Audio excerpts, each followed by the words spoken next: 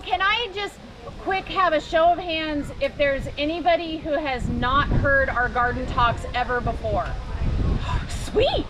Okay, so I'm going to do a quick explanation of heirlooms that is going to tie into some of our hot button stuff that's going on in the heirloom world right now, so it'll help you know what we're talking about here in just a minute. So there are different kinds of plants that are grown, and what most people are talking about and what we're going to hit on in a little while are GMOs, or genetically modified organisms. And we rarely talk about them because they're usually not an issue. You're not getting GMO seeds or plants, I promise you, most of the time, except for what's been going on. But you're not going to accidentally get a GMO plant. What you're mostly getting when you buy plants or seeds is going to be hybrids. And a hybrid is just where someone took one variety and purposefully crossed it with another variety, and they're what's called F1, which means they're first generation. And if you save seeds from those and try to grow those seeds out, they will revert back to one of the parents. You're not actually getting what you saved seed for. So in order for a plant to be stable enough that you can save the seeds and grow it out and get the same thing that you were saving the seed for, they have to stabilize for 8 generations. After 8 generations, they're considered stable, and you can save the seeds and get the same plant year after year after year. And that when they're stable, they're called open pollinated. And it's a confusing term because people think, oh, that means that like they just pollinate without any help. But open pollinated just means that that variety is stable. Once a variety is stable for over 50 years, now it gets the gold star of being an heirloom. But because it takes 50 years for that to happen, technically people put heirloom on stuff that hasn't gone 50 years, and the only difference between an open pollinated and an heirloom is time. So every heirloom out there is open pollinated, but not every open pollinated is an heirloom, and the only difference is the number of generations that it's been stabilized. So does that make sense? Okay, so with all that, you know, this is an heirloom tomato tasting. Our test garden is all heirlooms. We don't do hybrids at all. And so we're banking and saving our seeds.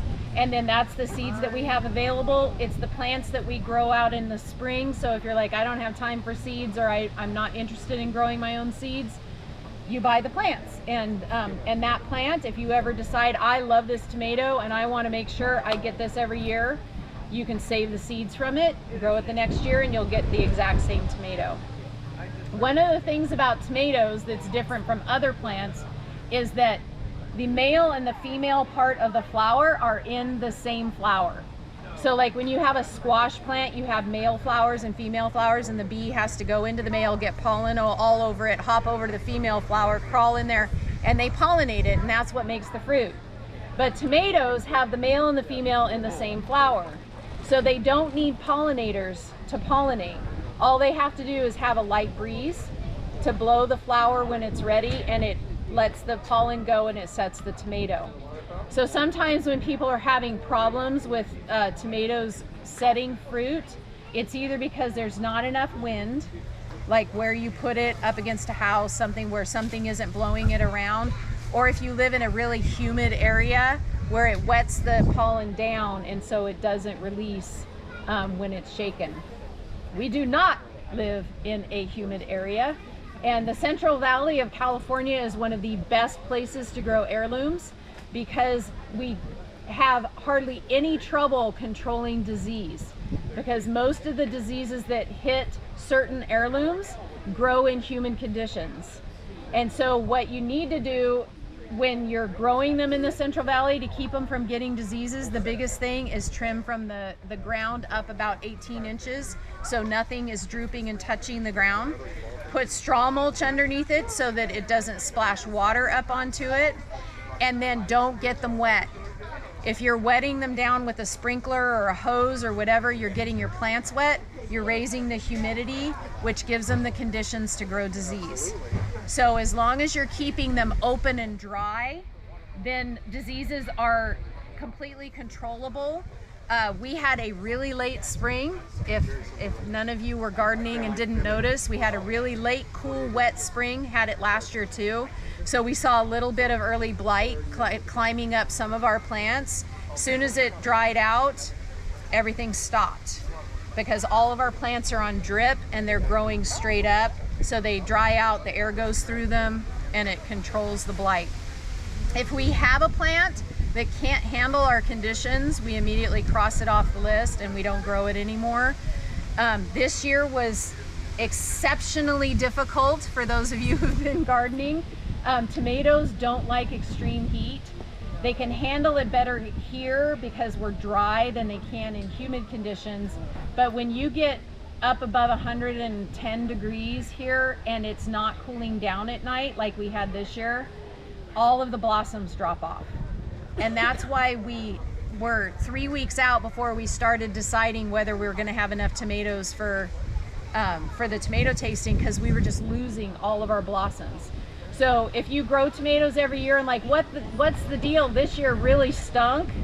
It's probably because you lost all your blossoms, and there's nothing we can do about making it cooler other than putting shade screen on the plants, and that helps lower the temperature a little bit, which is why we have the shade screen out there on the tomatoes. And it's really Oki rigged how we do it. We just have a 1.5 inch PVC T that's pushed down onto a T-post, and we run a piece of 1/2 inch PVC pipe, and then these are fabric clips that you just run your fabric over the top and snap these on, and it holds them in place even in the wind. The fabric, if you're looking for not frost fabric, for shade screen fabric, 30% is what you want to use on plants. On people, we use 80 to 90% because we want it as cool as possible. You're blocking too much sun if you're using people shade screen, so you need to use plant shade screen. We get ours from a place called Greenhouse, what is it? Greenhouse Mega Store, and you buy it by the foot, and it's super cheap, so it's not going to set you back like the people stuff is. And what we do with ours is we buy it in 12-foot widths. You pick the width and then you buy it by the foot. We buy it in 12-foot widths and cut it in half, and it's cheaper than if we buy it in 6-foot widths. And then our screens that are across our rows are just 6 feet wide. So just whatever works for you guys in that. Any questions so far on getting these guys to survive the heat? Yes.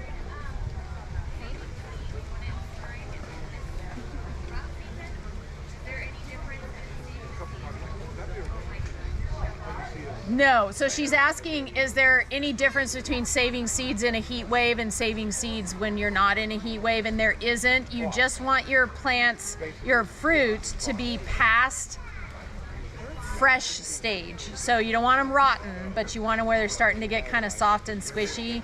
That's where you're going to have the most number of seeds that are fully mature. And what's weird about heat with tomatoes is that there's a point where high heat makes them ripen faster, and then when the heat gets extreme, they actually stop ripening. And so you'll hear people say, like, it's been 110 degrees and the tomatoes I have on my vines will not turn color. And it's because the plant is trying to conserve energy to survive.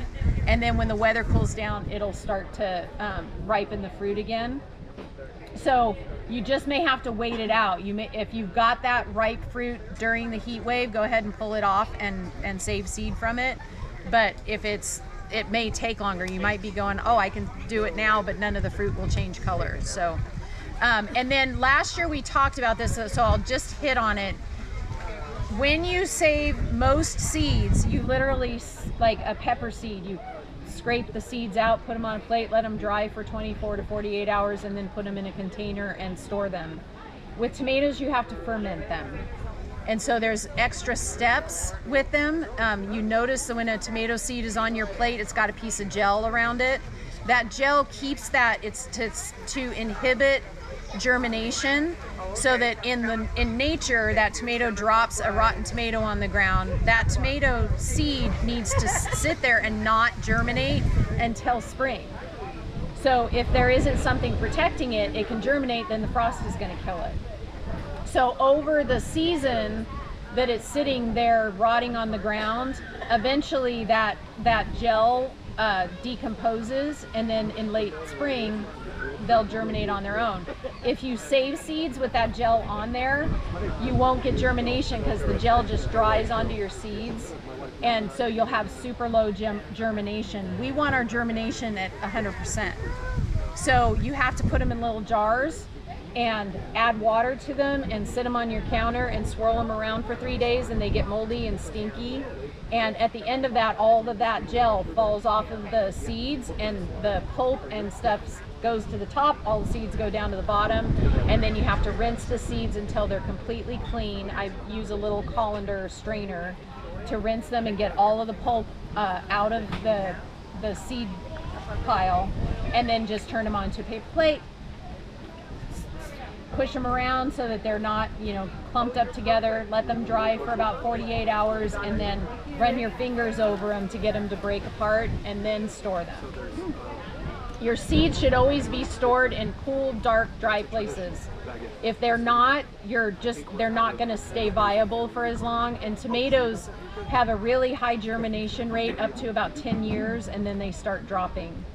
So at 10 years, you're still going to be up around 80% germination if they've been stored correctly. Yes? Back to the pollination, are all tomatoes that way? Yes. All of them? Yes. Yeah, it's wonderful. And that's also why we can grow them so close together, because it's extremely rare that two tomatoes will cross each other on their own, because that light breeze is all it takes for that tomato flower to germinate itself or to pollinate itself. So for a bee to have enough time to hit this flower at this plant and then come over here and hit this flower at this plant before it pollinates on its own is rare. And that's why hybridizers have to pull the male part out of the flower so that it doesn't germinate on its own. Then they collect the pollen from the one they want to cross and manually pollinate that flower in order for them to cross. So it's a lot trickier, where a squash, if you've ever grown like pumpkins, and you're like, I grew this pumpkin and it was orange and it was pretty, and then I had, this green Hubbard squash or whatever over here, and the next year when I saved the seed and I grew them out, it looked like a cross between the two. Well, the flowers are this big. It's like every insect in the world is crawling into that thing and cross-pollinating it. So they cross really easily, where tomatoes do not. Okay, we're gonna go into the GMO world for a minute, because if you're into heirloom tomatoes, this has been like the hot button, oh my gosh, I can't believe this is happening, thing that is happening. So genetically modified organisms are done in a laboratory where they take something that would never happen in nature and they cross two things that would never naturally cross. Where it's usually done is in crops that are being grown by farmers. So for instance, corn, there's corn that is genetically modified to be able to be sprayed with herbicides so that it doesn't kill the corn, but it kills everything that's going to compete with the corn. And if somebody saves the seed from that corn and grows it out, it will grow exactly the same corn, just like an heirloom. But the person who developed that genetically modified corn owns the patent on it. And all they have to do is test your corn and say, you have my product in your corn and I'm now going to sue you. So when farmers grow their crops and they're growing GMO crops, they have to sign a contract saying that they will not sell the seed, they will not try to grow the seed out and grow the plant the next year. Every year they have to go back to the developer and buy it again. Not only that, that seed is about 6 times more expensive than seed that is not GMO and protected. So if a farmer decides, well, I don't care, I'm going to save the seed and plant it out the next year, and that developer finds out, they will sue them, and the farmer will no longer be a farmer. So when people say, well, I don't want to buy GMO seeds at the seed packets at the nursery, you're like, that's not ever going to happen, because if you didn't sign a contract and you didn't pay a fortune for them, you're not getting genetically modified seed. And most developers didn't ever want to put them in the hands of the home gardener, because the home gardener doesn't care if they save seed and break the contract. Because they're just a home gardener, they're not going to lose their livelihood by doing it. So when we would do garden talks and every seed packet says non-GMO certified, and we tell people don't worry about it, they're all non-GMO certified because home gardeners can't buy GMO seed. Until this year. And a developer in England came out with the first genetically modified tomato seed that they marketed to the home gardener. And when it hit the market, people were going nuts over it. And one of our favorite seed companies, Baker Creek, had an off person sell them the seed saying this is an heirloom seed, but it was GMO, and all they have to do is test it to find out that it's GMO. So they came out with their catalog and they highlighted it. And this is the tomato. It's blue all the way through. And it is blue all the way through because they crossed it with a snapdragon. Something that would never happen in nature. So when Baker Creek came out with their catalog and everybody's freaking out about this tomato and they're like, I want seed, I want seed. And they're saying, we're not sure when we're gonna get it. The person that's selling it, we don't have it yet, we're not sure when we're gonna get it. The people who developed this found out.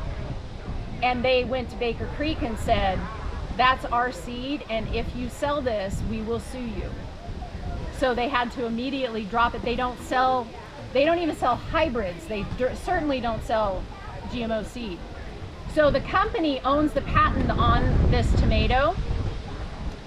If you want to buy this tomato, it is currently, for a packet of 4 seeds, $20. And you're not sure if they're gonna germinate. And you're not sure they're gonna germinate. And you have to sign a contract that you will not save the seed, you will not cross it with anything.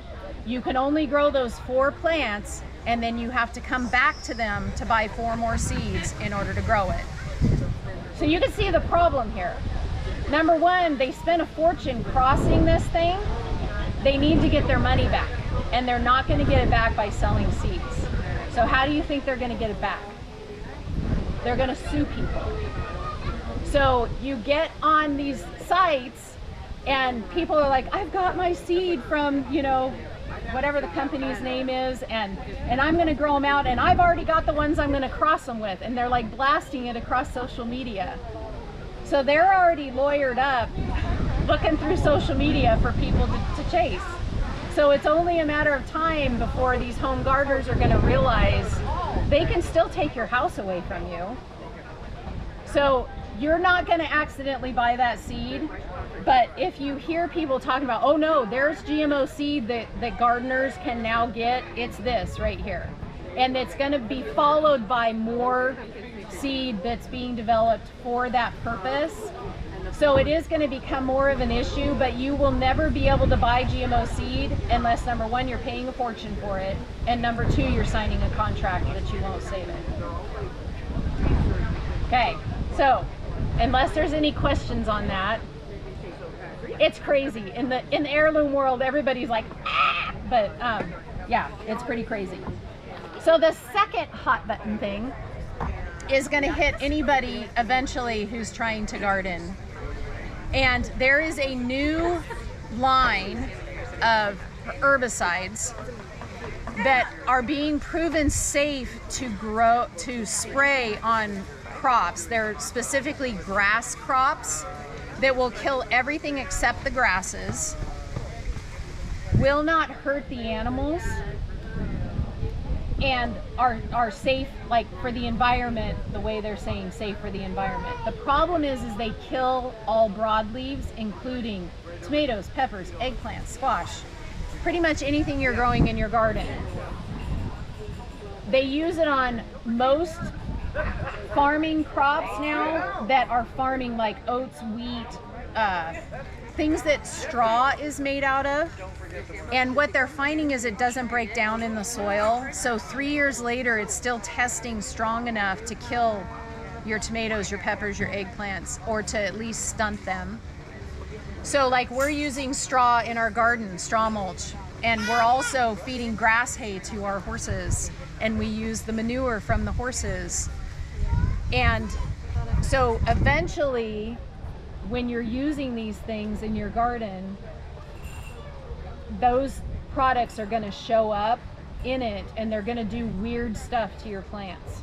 And I have not seen them yet here, and in our sites that we're watching, most of the people who are saying like what is happening to my plant and they're putting pictures up, they're not even in California, but yet California isn't regulating these chemicals. So they're being used in California, we're just not seeing them yet showing up in gardens. What's going to make them really difficult to avoid is that the only way to avoid them is to not use straw mulch and to not use compost, which that even means bagged compost that you're buying, because it's not breaking down in the compost that compost makers are making. So that puts you back in the only way you can feed your plants is with chemical fertilizers, because to avoid this completely, which of course we want to get away from chemical fertilizers because they kill the soil. So a lot of can we regulate this is going on, but right now, because it's so safe for animals, like the powers that be are not moving to try to regulate it. If it happens on your plants, what they look like is like, let's say you take a tomato plant and you have the leaf is flat and open. When this product is in your soil, it makes the leaves not just curl up, because the leaves on plants will curl up when it's too hot, to protect the plant so that they're not taking in more sun than they can handle, and they'll just curl, and then when it cools off they open back up again. These curl up like curly cues and tighten up as tight as they can, so you like have a stem with all these like crunched up leaves that are super tight but they're still green, and they won't produce fruit. They really won't grow very much. Sometimes people who think that they've gotten this into their soil, it's actually because their neighbor was spraying an herbicide and it drifted, and it was, just the wind drifted it over and was enough to cause that reaction.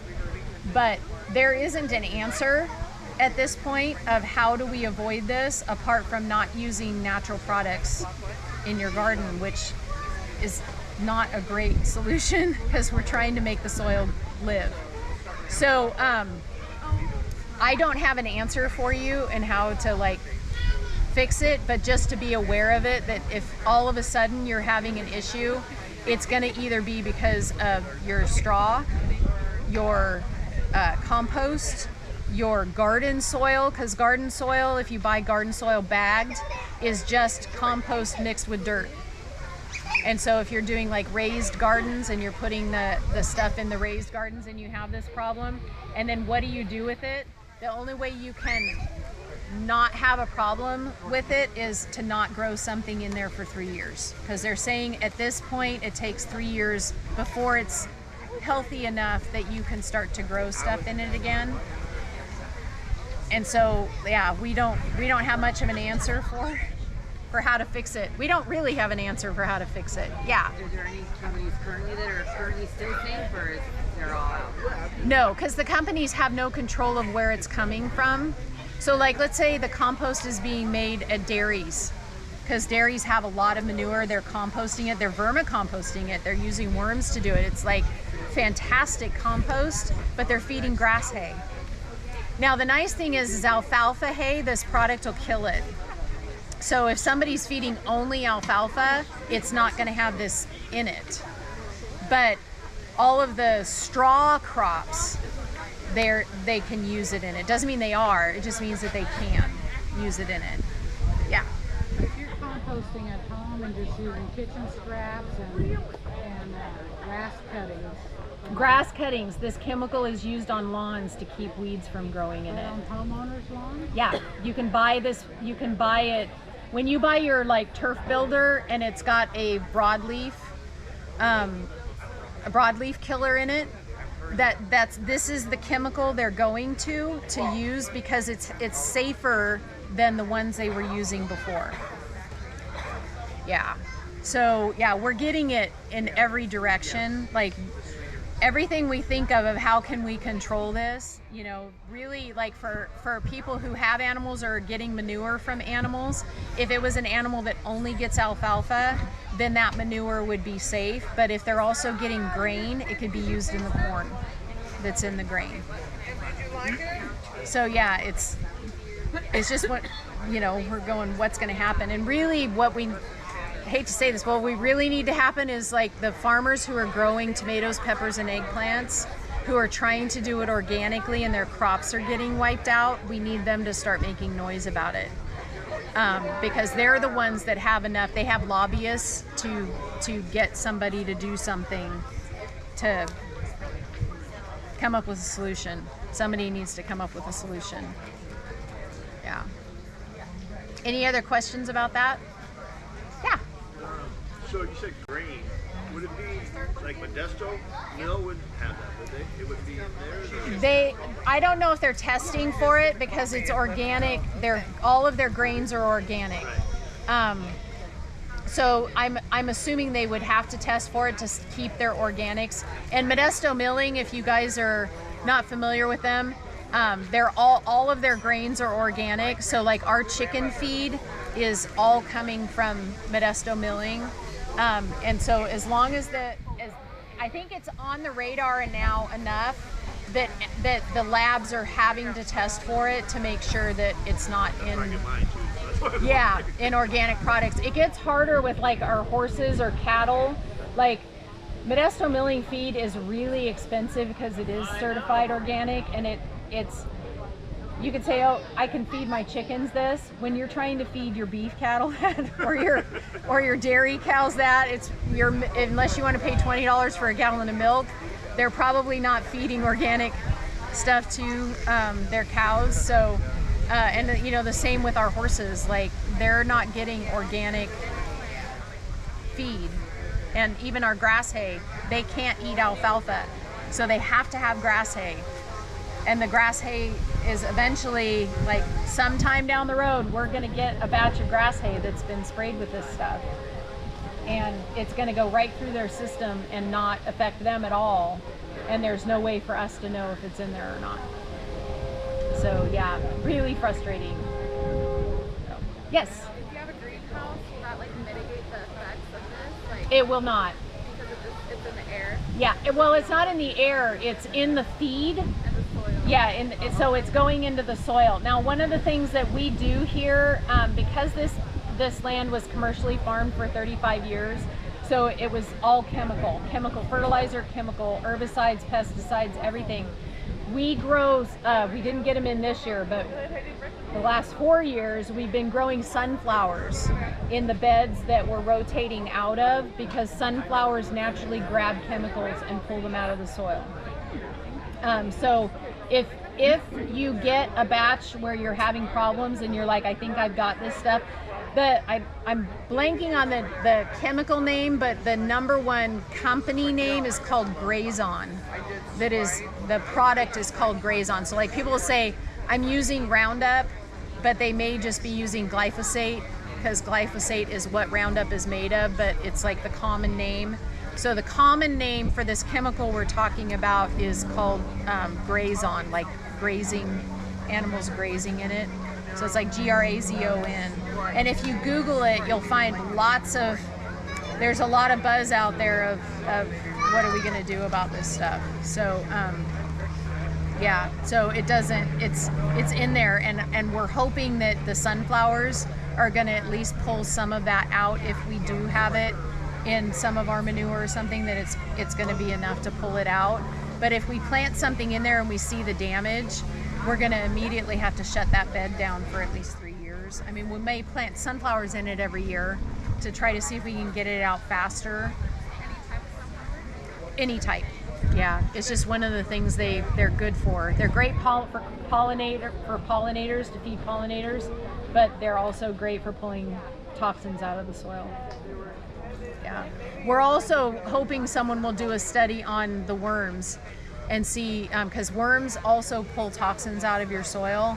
And so the vermicomposting, those of you, if you've seen our packaged worms and you're like, why are you selling worms? Vermicomposting is composting with worms. They compost stuff down really fast and you get worm castings, which are some of the richest compost that you can use. And they do it all for free. You just have to keep feeding them and keeping them damp. And so they break the stuff down a lot faster than if you just have a stagnant compost pile. And all you have to do is take one of those packages and put it in your compost pile, and as long as you keep them damp and keep giving them more stuff to eat, they will multiply very, very quickly and just break stuff down really fast. And they don't stop multiplying until they run out of moisture and food. But they also do pull toxins out of the soil, so we're hoping someone will start testing worm castings that have this product in it and see how fast the worms can get it out of the soil too, out of the compost. Yeah. Okay. The only other things that I had that I was just going to touch on, if you are not on drips and you're wanting to go on drips, the old-fashioned drips where you compression and you push the little things together and then they're in there forever and you can't pull them out again, they're antiquated. Don't use them. The products that they have now, these are drip locks where they screw on and you can take them on and off 100 times. So if you need to move something around, so they just have these fittings, you push your hose onto them and then you tighten this little piece over them. And then if you decide, oh, I want to move that, all you have to do is unscrew it, pull the pipe out, move it around. If you looked in our garden, you see we've got drip lines that are like thrown all over the place. I was trying to get that cleaned up before today. Didn't happen. But we just disconnect when we've got a bed that isn't going to be used for a while and move the hoses over, or we move them to a bed that we want to use them and then reconnect them. They have every fitting of this imaginable. So if you decide I'm not going to have a bed there anymore and you want to just cap it, you just pull them apart, put a coupler, put it together, screw it down, and now you don't have an outlet there anymore. So they're just like endless possibilities of what you can do with these and never have to have a problem with, I have a compression fitting on there and I can't get rid of it. So these are great. And then people always ask us what fertilizer we're using.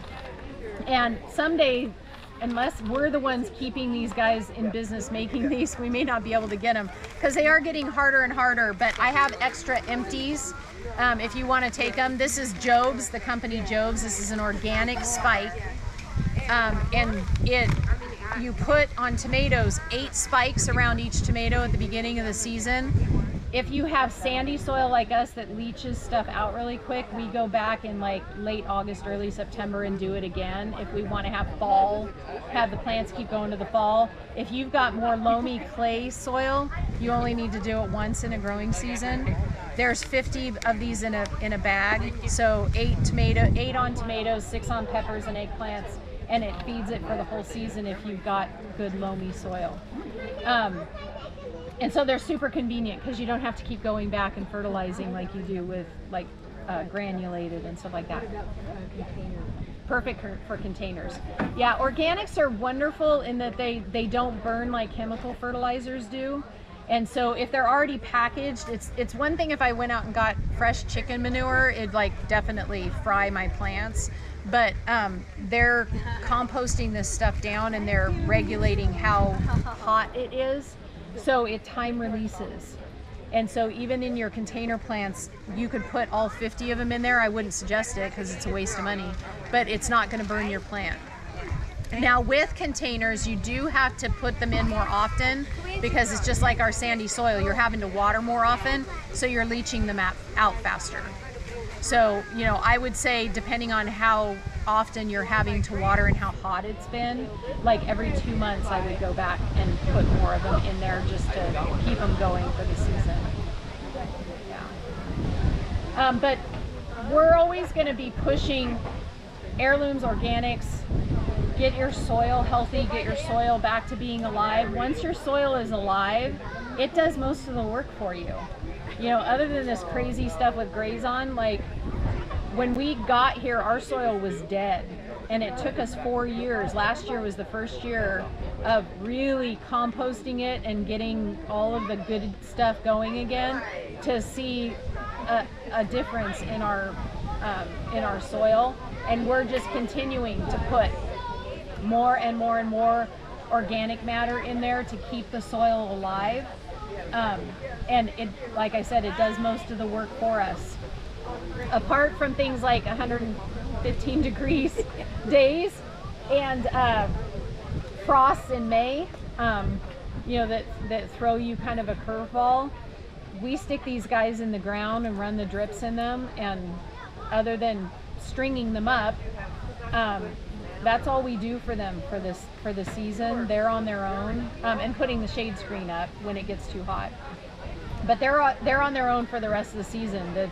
Everything's on timers. Everything gets watered when it's supposed to, and we don't have to do anything else. So,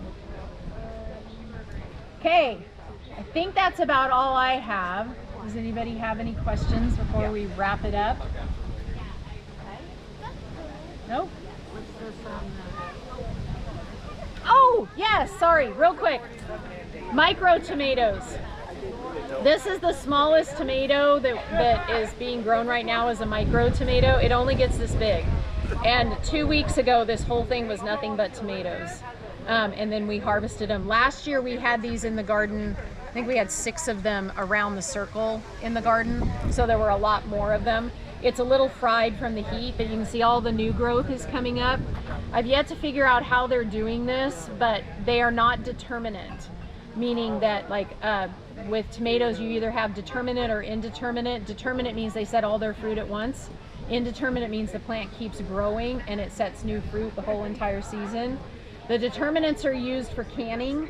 So when you're wanting to have all your fruit set at once so you can pull it all off and can it or make sauce out of it, the plants stay short, but then once the harvest is over, it's done. These guys stay short and they keep setting fruit, and it's the weirdest thing. So this little guy was like fried and looked really sad, and now it's setting all this new growth because it's cooled off, and all of this is going to set new fruit on it, but it won't get any bigger.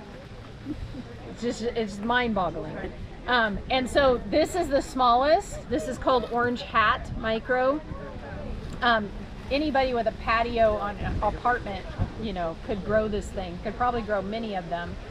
The bigger, we've now tested 4 varieties of micros. The ones that are in the garden this year, and they're in the circle, and the ones we tested last year, the plant gets about this big.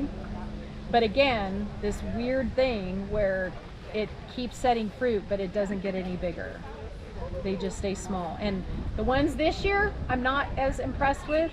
Last year, Golden Hour, if any of you guys were here last year, it was insane how much fruit that plant produced, and it just kept going and going and going. We could not slow it down.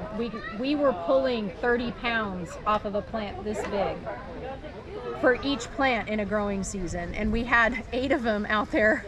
So we were just like pulling them as fast as we could, and it's like a kind of like a small Roma that it was yellow and orange kind of striped, and high sugar, really nice tomato, and just like really crazy the way it produced. The ones out there this year, if you've already been through tasting, were Dynamite Delight and Emerald Flame, and their production hasn't been as good, but it could have been because of the heat. So we'll test them again next year and see if they do better for us. Okay, thank you guys. Thank you.